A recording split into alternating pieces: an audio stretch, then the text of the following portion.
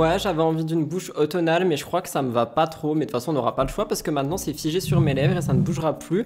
On est quand même là pour se retrouver et discuter des actus. J'espère que vous êtes contents. On se retrouve aujourd'hui pour la vidéo de mercredi, donc le deuxième Spilzotti, celui qui rassemble des petites actus. J'espère que ça va pouvoir vous intéresser, vous plaire et vous apporter les infos que vous n'avez pas vu passer ailleurs. Je vais vous laisser liker et vous abonner. Et sans plus tarder, let's get into the tea. Et c'en est vraiment, cette fois.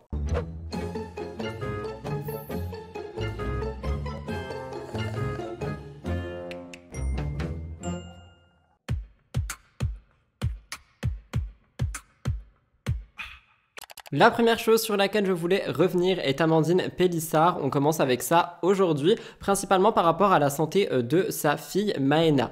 Et oui, les choses sembleraient s'être arrangées. Si vous n'avez pas suivi, je vous expliquais que cette famille était inquiète pour leur fille parce que depuis sa naissance, il y avait eu pas mal de complications. Mais aujourd'hui, les choses semblent aller un petit peu mieux. La petite était née prématurément. Elle ne pesait que 810 grammes à la naissance. Et bien aujourd'hui, elle pèse le double et elle semble être en pleine forme pour le plus grand bonheur de la famille Pélissard. Dans une story, Amandine explique que pour l'instant sa petite fille est parfaite, elle se sent super bien et que du coup ça permet au couple vraiment de souffler parce que dernièrement c'était pas trop ça.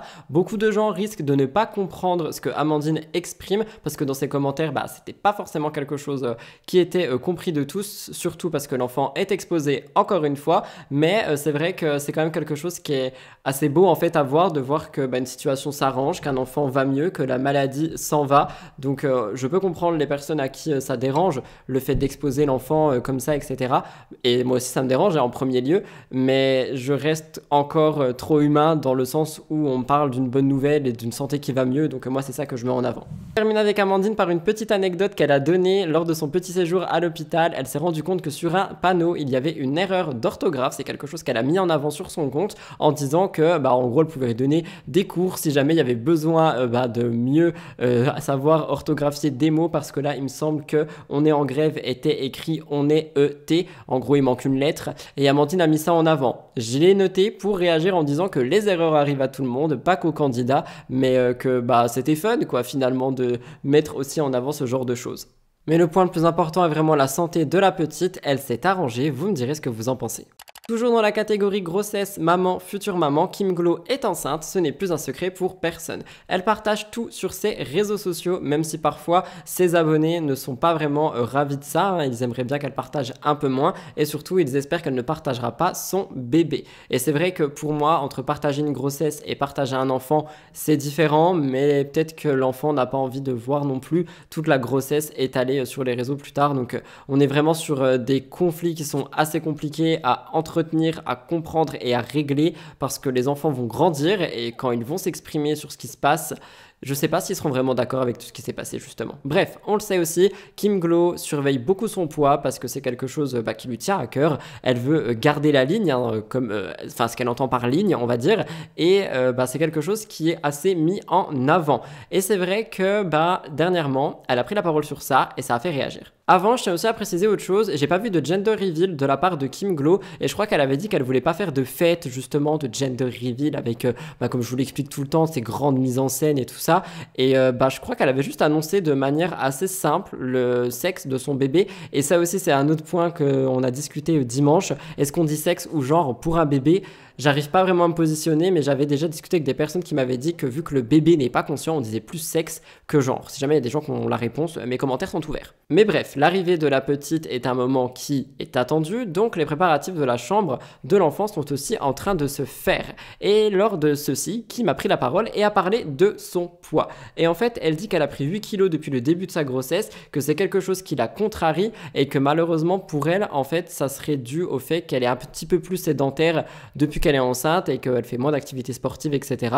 Et elle espère pouvoir les perdre une fois qu'elle aura accouché. Voilà, c'était le petit point Kim Glow. Moi personnellement, j'apprécie suivre son contenu, elle me fait beaucoup rire, elle est assez divertissante, mais j'espère simplement que l'enfant sera protégé. Nous en avons parlé avec Anaïs Camizuli ce dimanche. Les lives TikTok, ce sont des trucs qui font rager tout le monde et je peux comprendre. Il y a beaucoup de mineurs qui offrent de l'argent à des candidats de télé. Enfin bref, les candidats sont sur TikTok depuis un moment maintenant, notamment parce que ça rémunère assez bien. Hein. Et dimanche, nous parlions de Anaïs. Cette fois-ci, nous parlons de Ilan parce qu'il était en live avec Carla Tanon. Et c'est quelque chose qui a fait réagir parce qu'en fait, Carla Tanon, si vous ne le savez pas, elle gagne sa vie notamment en étant exposée sur Mime. Elle fait bien ce qu'elle veut, c'est pas du tout pour critiquer ou quoi que ce soit et non plus pour encourager, hein. Mais Ilan, dans toute sa splendeur, en live, a dit à Carla « Et tu me montres un nichon ?» Et ça va pas ou quoi? Enfin, on est où là? C'est quelque chose qui est absolument pas possible d'être fait, que ça soit demander ça ou même de le montrer. Mais surtout, en fait, pour moi, il dénigre totalement l'activité qui est sur Mime en se disant, bah vas-y, que je paye ou pas, en live ou pas, je peux demander ce que je veux. Mais ça se passe pas comme ça. Et Ilan m'a dégoûté à ce moment-là. Cette question a énervé les internautes qui ont assisté à tout ça en live, hein, je précise.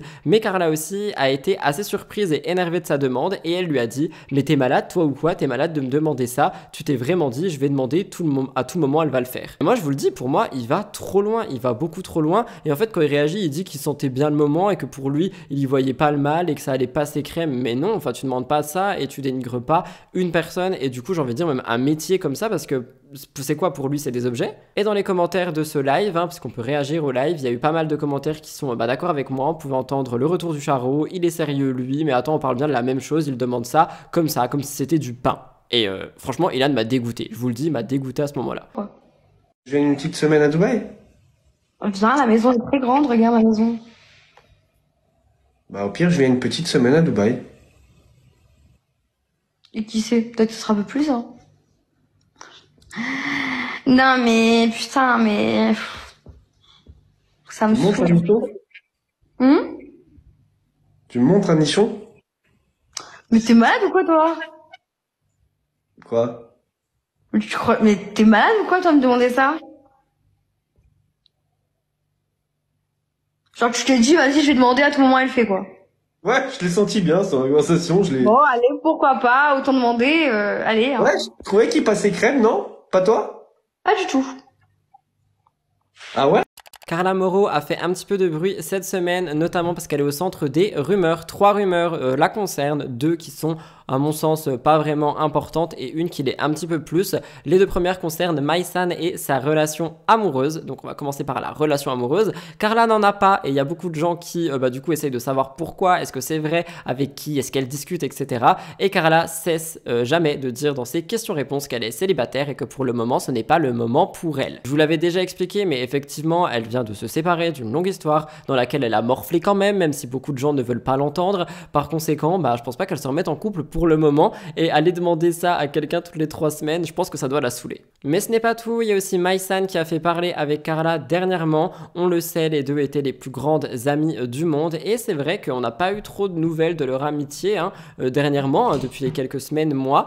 Et du coup, les internautes se sont dit peut-être qu'elles se sont disputées, qu'elles ne sont plus amies, que s'est-il passé? Je vous avais expliqué que pour moi, elles étaient encore amies, juste elles se montrent moins ensemble, peut-être que chacun a sa vie, ou peut-être que juste elles se sont un peu éloignées, qu'elles sont plus genre meilleures amies du monde, mais juste très bonnes amies. Et bien, dernièrement, Carla et Maïsan ont été aperçus ensemble, de quoi faire taire ces rumeurs, et j'espère que oui, ça suffira à les faire taire, parce que je trouve que les internautes, du moins, je sais pas si c'est les haters ou les abonnés de Carla, mais je trouve qu'ils sont ultra intrusifs avec elle. À chaque fois, ils vont chercher des trucs vraiment qui la concernent dans sa vie privée et tout, pour essayer de savoir des choses. Et je trouve ça, je sais pas, mais j'ai l'impression que c'est souvent avec Carla Moreau. Du moins, quand je vous parle de ça, c'est souvent avec Carla Moreau. Donc je veux bien qu'on s'intéresse à la vie des personnes qu'on suit, etc., il n'y a pas de souci. Mais ce que je veux dire, c'est qu'il y en a qui vont vraiment aller scruter les stories pixel par pixel et pixel par pixel. Une main, un poil, qui est-il, quelle est-elle, que se passe-t-il? Et je trouve ça assez dérangeant. Mais ce n'est pas tout. Aujourd'hui, Carla Moreau fait parler pour une autre raison. En fait, depuis la naissance de sa fille, il y a beaucoup de gens qui lui reprochent d'énormément retoucher ses photos, de retoucher son corps et de ne pas assumer son corps de maman. C'est quelque chose dont on a déjà parlé, notamment avec les placements Chine. C'est vrai qu'il y avait pas mal de choses qui étaient retouchées. Pourtant, Carla, elle prend soin d'elle. Elle a un coach de sport, elle fait attention à son alimentation. Vraiment, elle fait attention. Elle mange quand même beaucoup, je trouve. Mais je veux dire, elle mange des produits qui sont bons, tu vois, elle mange pas McDo ou peu importe. Et il y a quelque chose qui s'est passé, c'est qu'il y a quelques jours, elle a posté une story dans laquelle tout le monde la trouve très mince. Et donc, les rumeurs ont commencé à apparaître, elle a retouché son corps avec Facetune, etc., etc. Et Carla a réagi en repostant sa photo et en disant « Je ne suis pas retouchée, genre non, il n'y a pas de retouche, arrêtez, laissez-moi tranquille ». Et c'est vrai qu'elle retouche souvent, du coup on peut se poser la question, mais finalement, bah non, sur cette photo, elle n'aurait pas été retouchée. Et en fait, Carla, elle explique qu'elle retouche pas ses photos selon elle. Moi, je crois que si, hein, enfin, ça se voit des fois, mais elle explique que son métabolisme et son corps, en fait, elle a une morphologie qui prend beaucoup de poids, en perd beaucoup, prend beaucoup, perd beaucoup, suivant ce qu'elle mange, suivant comment elle bouge, etc. Il y a beaucoup de gens qui la croient pas, et je vais être désolé de casser ça, mais c'est totalement possible parce que je fais partie de ce genre de personnes. C'est d'ailleurs pour ça qu'il y a beaucoup de haters, parfois, qui me disent « Oh là là, mais va manger, t'es tout maigre », et qui après viennent me redire 2-3 mois plus tard « Oh là là, mais t'as chopé un peu des joues, qu'est-ce qui se passe ?» C'est juste que, bah en fait, ma morphologie, personnellement, moi, elle agit comme ça. Du coup, j'ai envie de croire que pour Carla, c'est pareil, mais j'ai quand même déjà vu des retouches. Et c'est là que je vous dis que c'est important, que ça pose problème, c'est que sa communauté doute de tout, du coup. Étant donné qu'elle retouche trop quand elle retouche et qu'elle ne le dit pas, moi, par exemple, si je vais retoucher, je vais dire que c'est retouché, enfin, je vais au moins l'annoncer, tu vois, quelque part, et bah du coup, elle est en train de briser un lien de confiance avec sa communauté, et c'est quelque chose qui arrive souvent sur les réseaux sociaux quand tu retouches, quand, je sais pas, tu mens sur quelque chose, quand tu mens plusieurs fois, etc. Et là, c'est en train d'arriver. C'est pour ça que je trouvais ça assez intéressant, en fait, parce que, bah, on peut vraiment voir une communauté commencer à douter de quelqu'un en fonction des posts, des retouches, des mensonges qui sont en train de se passer, et j'ai bien peur que la communauté de Carla doute d'elle, que ce soit par rapport au placement Shein ou maintenant par rapport aux photos retouchées, non retouchées. On peut pas se mentir, les gens doutent. Victoria Meo, elle est moins au centre des actus en ce moment, pourtant il y a beaucoup d'événements qui se passent dans sa vie, je voulais vous raconter, on le sait, depuis qu'elle a annoncé arrêter la télé-réalité, elle a été au centre des critiques de par son couple, il y a des blogueurs qui ont voulu ressortir son identité, il y a Bastos qui l'a critiqué en disant que c'était quelqu'un qui était sujet au milieu de l'arnaque, etc. Moi de mon côté, je vous ai dit que le temps qu'elle ne l'avait pas annoncé, je vous dirai pas qui c'est, même si oui, je crois savoir aussi qui c'est, comme la plupart des gens qui regardent mes vidéos, je pense, mais c'est vrai que depuis qu'elle a arrêté la télé-réalité, Victoria se consacre beaucoup à ses projets. Par projet, j'entends son salon, elle se lève tous les matins, elle va travailler dans son salon de beauté, elle est aussi influenceuse, elle crée du bon contenu sur les réseaux sociaux, j'attends son retour sur YouTube avec impatience, mais ce n'est pas tout, étant donné qu'elle a aussi un projet qui arrive, je vous en avais déjà parlé, son autobrosant. Elle est en train de travailler dessus, c'est un projet qui est en train d'arriver, par conséquent, Vivi est super occupée. À côté de ça, il y a quelque chose qu'on attend tous, c'est qu'elle nous présente son mec, hein, parce qu'elle nous le doit. Je rigole, c'est du second degré. Mais c'est quand même quelque chose qui est pas mal attendu. La vidéo présentation avec son mec, elle avait dit que ça serait la première vidéo lorsqu'elle revient sur sa chaîne. Donc il y a beaucoup de gens qui attendent. Mais ce n'est pas tout, parce que outre tout ça, je sais pas si vous le saviez, mais Victoria Meo déménage. Et en fait, son déménagement, c'est quelque chose qui est en train de lui rajouter vraiment beaucoup de stress sur tout le reste, étant donné que bah, elle a déjà beaucoup de choses à gérer. Quand tu rajoutes un déménagement, bah, tu arrives vite à bout de nerfs, en burn-out, littéralement, hein, ça peut arriver. Et elle dit « Je suis complètement démotivée de mon déménagement, ça m'a créé une angoisse du bazar et j'ai l'impression que j'avance plus, je me sens oppressée, je panique complètement. » Pour réagir, j'ai envie de vous dire que c'est quelque chose qui est normal, qui est limite même humain. Perso, moi, si je dois déménager là dans les prochains mois, je pense que ça me créerait aussi beaucoup de stress, alors qu'en soi, c'est juste emballer, partir et désemballer. Mais c'est tellement stressant de devoir penser à tout nettoyer, à tout réparer, à tout faire, à les papiers et tout, plus du coup les projets pro, le salon, le machin, le mec, les rumeurs, etc.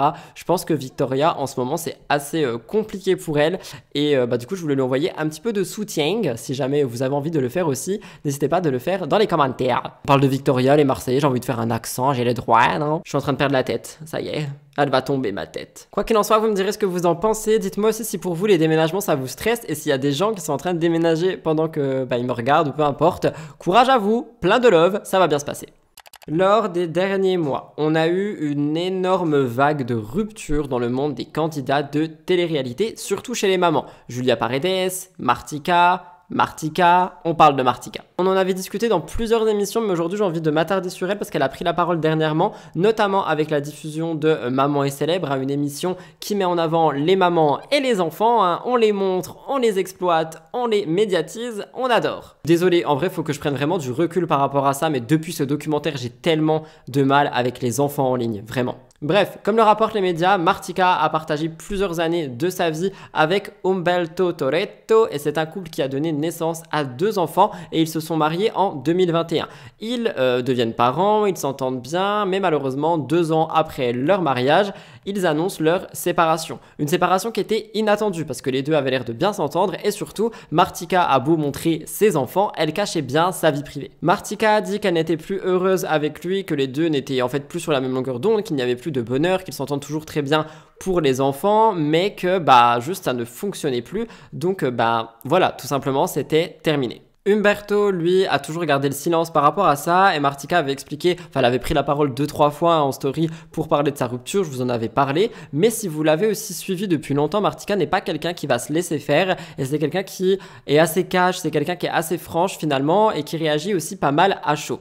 Et dans Maman est célèbre, elle est revenue sur sa rupture et j'ai envie de dire, oui, faut bien faire vivre l'émission. Dans un des derniers épisodes de Maman est célèbre, Martika explique qu'elle est en train de créer un compte Instagram pour sa fille et c'est quelque chose qui est lunaire pour moi après tout ce qui se passe maintenant, même si le tournage a eu lieu avant de Maman est célèbre, je me dis que non, on peut plus faire ça. Enfin, non, c'est pas possible. Non. On savait déjà qu'il y avait des choses qui étaient perverties avec Internet. On savait déjà qu'il y avait des côtés sombres. On le savait, hein. Mais là, on a eu des chiffres. On a eu le témoignage d'une personne qui a été mise sur Internet sans son consentement, qui a essayé de grandir comme ça, qui a dû changer de nom.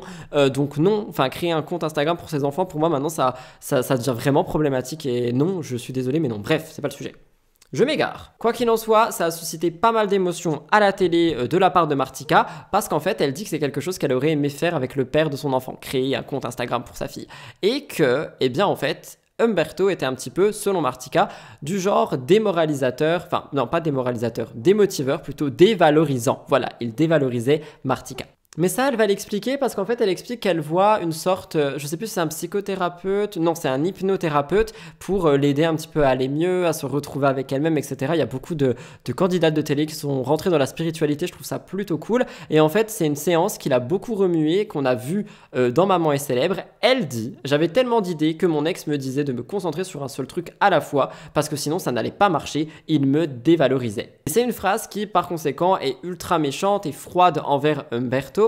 Et je voulais réagir par rapport à ça parce que cette phrase, moi je suis pas d'accord. Je suis pas d'accord sur plusieurs choses. Premièrement, on peut avoir plusieurs idées et essayer de les mettre toutes en place et si jamais ça marche pas, c'est en se prenant des tartes qu'on avance, hein, je vous l'assure. Mais surtout, je trouve pas ça dévalorisant que ton mari te dise de faire attention pour que ton projet fonctionne. Et moi je trouve ça plutôt dévalorisant de faire passer ça pour être dévalorisé parce que du coup là, c'est Umberto qui passe pour un méchant. Vous me direz ce que vous en pensez, j'ai posé la question sur Twitch parce que j'écris mes STT en live sur Twitch, donc n'hésitez pas à nous rejoindre, hein. Les liens sont dans la barre d'infos. Et sur Twitch, en fait, ce qu'ils disent, c'est que c'est plutôt une mise en garde, mais que c'est pas une dévalorisation, qu'on peut laisser quelqu'un faire plusieurs projets à la fois et que si jamais ça marche pas, tant pis, c'est à la personne qui se prend une tarte, qui se prend une tôle et elle se relèvera, tu vois. Mais c'est vrai que du coup, Umberto passe pour le méchant avec les épisodes là qui se sont passés et je trouvais ça dommage. Vous me direz ce que vous en pensez, c'était la dernière actu de ce petit STT.